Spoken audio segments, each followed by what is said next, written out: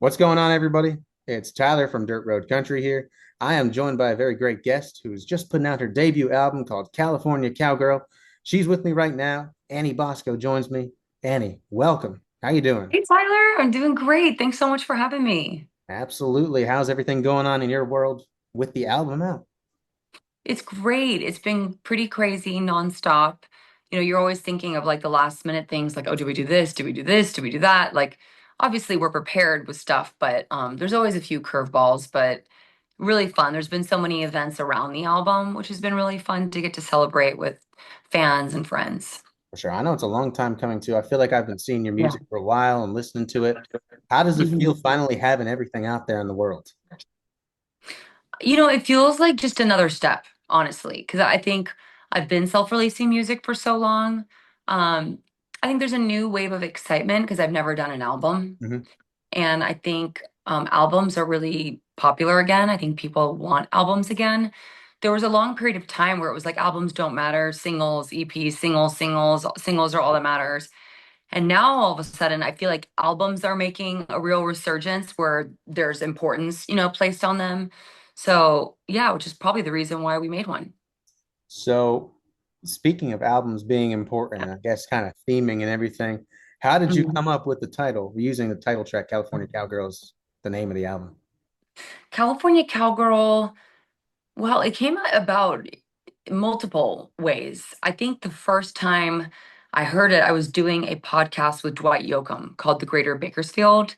And on the podcast, he said, and California Cowgirl, Annie Bosco's here.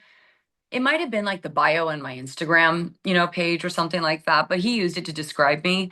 And I was like, wow, like that's it, like had kind of like the light bulb moment. And then Jason Sellers, a songwriter who works at my record label, called me and said, hey, like we have this idea that I've been throwing around with Lance Miller, and we feel like it could be for you. It's California Cowgirl. And I had already had this title like jotted down in my little idea list in my phone. So it was sort of meant to be. And when we wrote that, right away it sort of felt like an album name to me, and it sort of felt like it was the centerpiece. And from there it was like, okay, now let's write around it, like let's write the songs that go around it, because like this is the song that is the centerpiece. I love Yeah. that. Yeah. Now, with the album as a whole and albums being back in, which I think is a great thing personally, because Same. I'm like a big album guy. Like I'm the Yeah. person that like listens from top to bottom, no skip. Yeah, Uh, love it.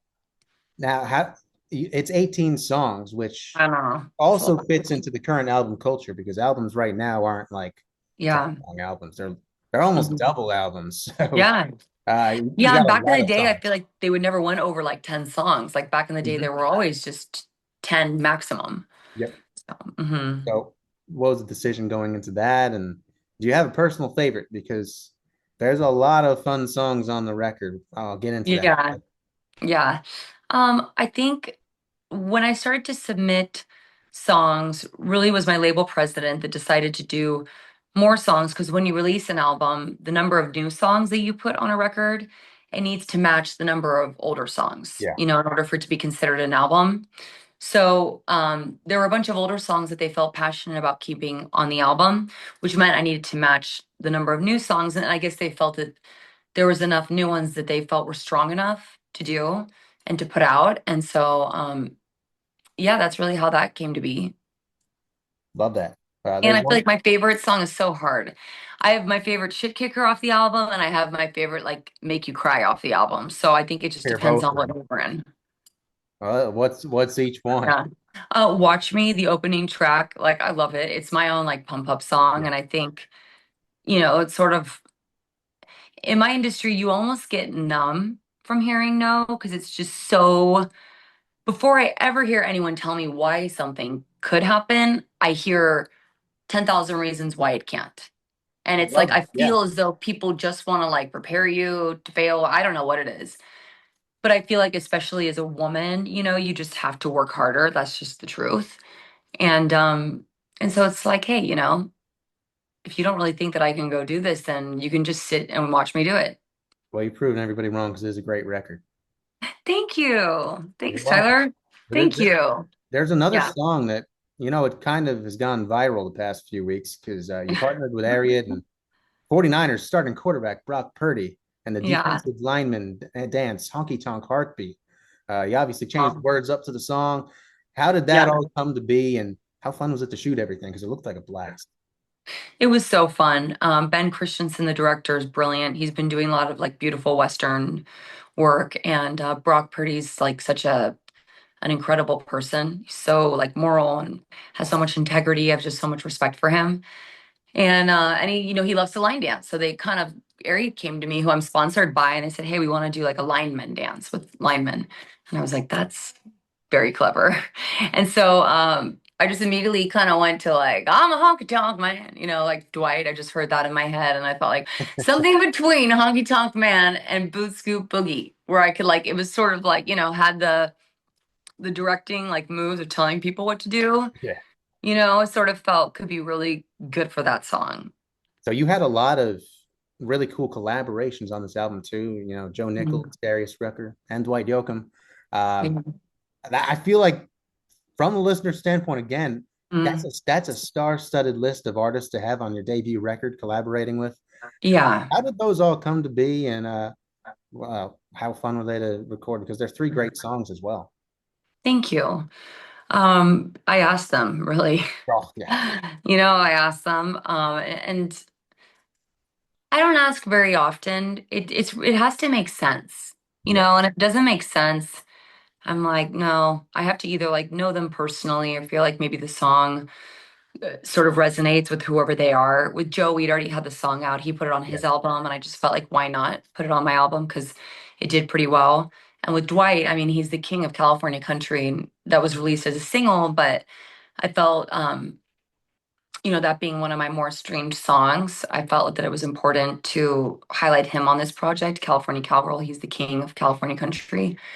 And with Darius, he's just such an amazing enigma. It's like how many artists have really sort of like transcended that many genres and seasons, And I just feel like he's that like friend that everybody loves. He's just like has that for sure. contagious, infectious like laugh and joy. And so yeah, I'm just fortunate that they all said yes.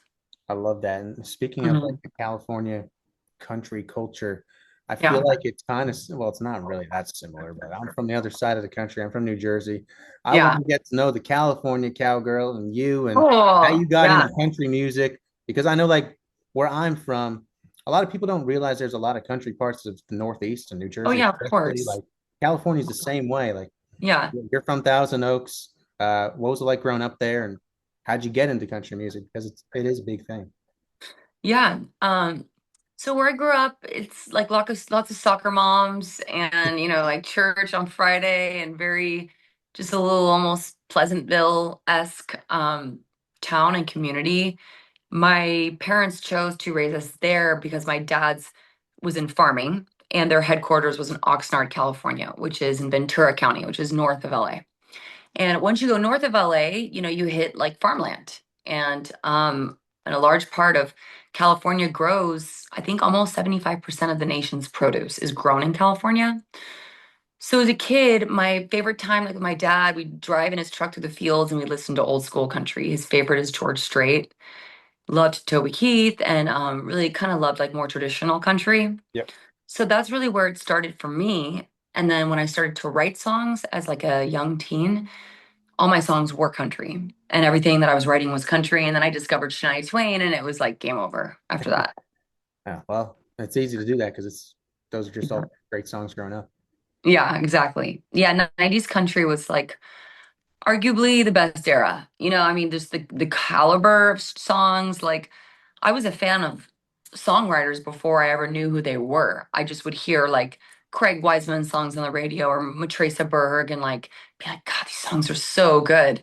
And I just feel like in the 90s, it was just like back to back to back songs that will really stand the test of time, and I That's don't the know key how many word, will do that today. timeless. Timeless is the key word that I like to think of when I think of country music and not Yeah. just country. Yeah. And artists like you right now are putting that sound out right now and bringing it back, and I'm it is awesome. trying Okay. to.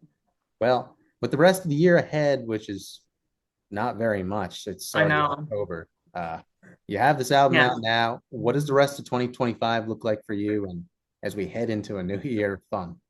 Yeah, playing shows really everywhere. If anyone wants to go check out my touring schedule, www.anniebosco.com.